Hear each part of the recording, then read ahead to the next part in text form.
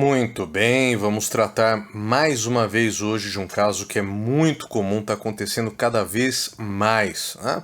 O caso do correspondente bancário, que na verdade, é um funcionário da empresa, mas que é contratado como PJ, como pessoa jurídica, e aí essa pejotização em contrafim, é claro, num processo trabalhista, né?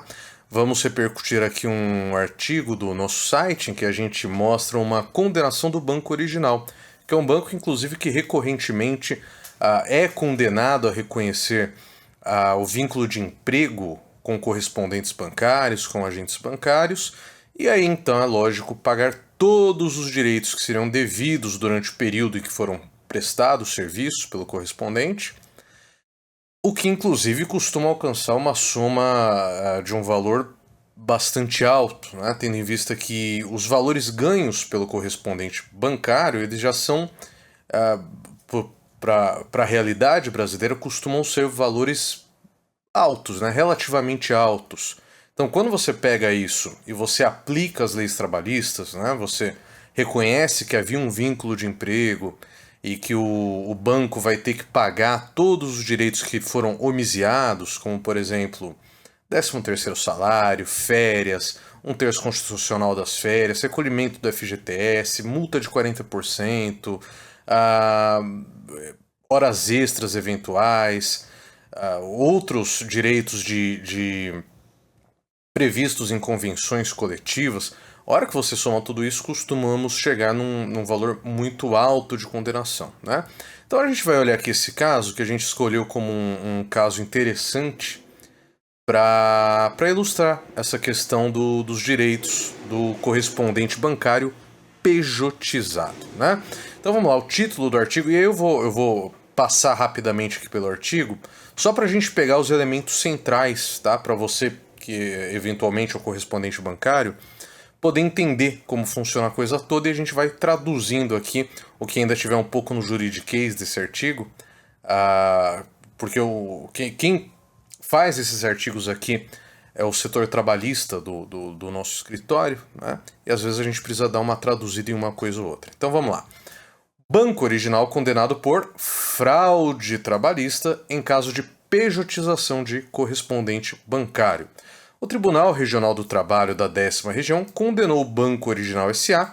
por fraude trabalhista em um caso de pejotização, prática ilegal que busca mascarar a relação de emprego entre um trabalhador e uma empresa por meio de contratação de pessoa jurídica. Então a gente já sabe como funciona.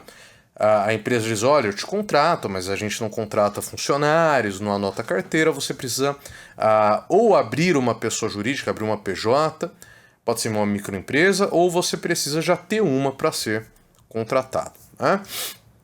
A decisão reforma a importância do princípio da primazia da realidade, segundo o qual a verdadeira natureza de uma relação de trabalho deve ser considerada acima da forma em que ela é apresentada no contrato.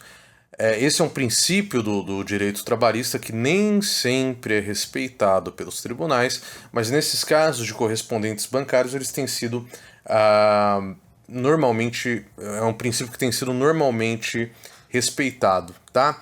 O que é a primazia real? Olha, não importa o que está escrito no papel, não importa o que está escrito na carteira, não importa que a gente tem um contrato aqui dizendo que eu sou PJ e que nunca vou entrar com processo contra o banco. Não.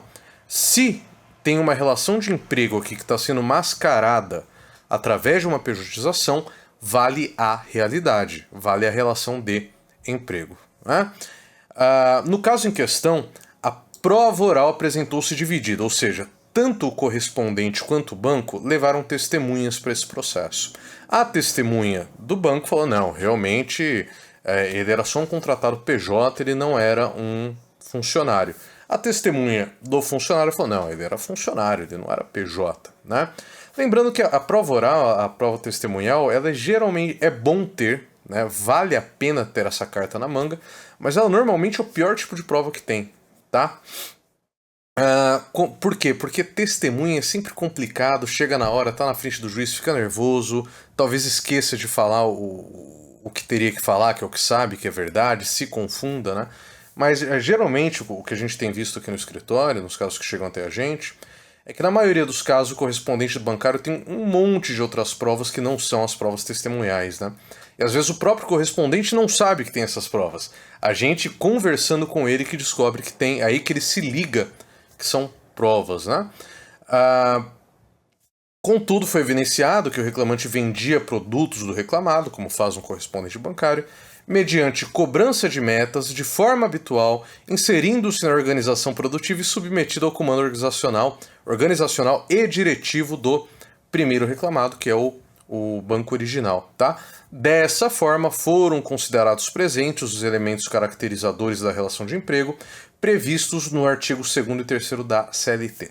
Aqui é onde a gente entra no cerne da questão, que é a seguinte: quando é que, apesar de ser contratado através de um contrato PJ, você tem direitos trabalhistas? A gente vai chegar nisso. Vamos só terminar esse último parágrafo para a gente partir para esse ponto para você poder saber se é o seu caso, tá?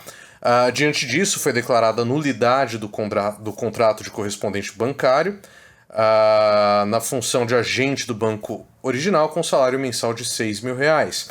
E, como resultado, foi determinado o pagamento das seguintes parcelas: aviso prévio indenizado que não tinha sido pago no fim do contrato, porque aviso prévio é um direito da CLT, 13º salário proporcional, férias integrais acrescidas do terço constitucional, FGTS de todo o pacto e a multa de 40%. Pode ter certeza, somou-se aqui um valor bem alto, né? Mas e aí, será que o meu contrato PJ de correspondente bancário é um contrato fraudado? Será que eu tenho direitos trabalhistas? Bom, muito bem, vamos lá. Para saber isso, a gente vai ter que olhar os artigos 2º e 3º da CLT, que vão ter 4 requisitos para que seja configurado o vínculo de emprego. O primeiro é subordinação. Muito bem, subordinação. Você obedece ordens, né? Então a empresa ela põe ali um horário de entrada e saída para você, ou um horário mínimo que você tem que trabalhar todas as semanas. A empresa ela diz para você que você não pode falar de tal jeito com o cliente. A empresa diz para você que você tem que fazer o seu trabalho de certa maneira. Veja, o contrato, a contratação real de pessoa jurídica, ela geralmente, lógico, tudo tem exceções, tá? Cada caso é visto nos seus detalhes, mas via de regra você contrata uma pessoa jurídica e você não fica dizendo como ela tem que fazer o serviço dela, você está cobrando dela um resultado, né? Então eu estou contratando um correspondente para ele me aparecer aqui com um contrato que ele vendeu um produto do banco. Eu não vou ficar falando para ele como ele tem que fazer isso. Então a questão aqui é: a empresa, o banco, diz o como fazer? Se você tem alguém nessa empresa dizendo para você como fazer, você provavelmente já tem aí o requisito da subordinação, né? Você provavelmente tem um superior, alguém que vai organizar a atividade e a maneira como você desenvolve a sua atividade. O segundo é a onerosidade, que é: você é pago, né? Aí a gente sabe que no caso do correspondente bancário, sempre você vai ser pago. O terceiro é pessoalidade. Só você pode exercer a função, ou melhor, só você exerce, né? Porque veja, o que é uma característica de um contrato de pessoa jurídica que ele é real?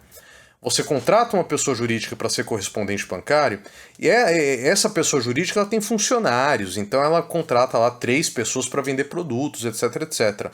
Ocorre que se só você trabalhava, se essa PJ só tem você, só você fazia a função de correspondente bancário, então existe uma pessoalidade, você não era substituível, né? Então temos aí o terceiro requisito e por fim a habitualidade, ou seja, havia uma perspectiva de continuidade da prestação do serviço, ou é uma coisa que você fez esporadicamente, né? Não, pô, de vez em quando eu pegava. Não, é uma coisa que você sabia que você fazia uma semana e ia fazer na outra, ia continuar fazendo, né? Então quer dizer, havia habitualidade. Às vezes tem advogados que confundem a habitualidade com o número de vezes que você faz algo. Não é assim que funciona, tá? Então, às vezes você vai fazer uma consulta e vai ser falado para você, olha, mas você fazia quantas vezes por semana o serviço de correspondente bancário? Ah, eu pegava 2 dias da minha semana para fazer isso para esse banco, porque nos outros dias eu fazia para esse banco. Ah, tá desconfigurado o vínculo empregatício. Não tá, não. Você pode trabalhar para mais de um banco, você pode ser correspondente de mais de um banco. Isso não desconfigura a habitualidade, porque a habitualidade tem a ver com o estado de espírito de continuidade, tá? Não tem a ver com quantos dias por semana você trabalha para aquele banco ou se você trabalha para ele e para outros bancos, né?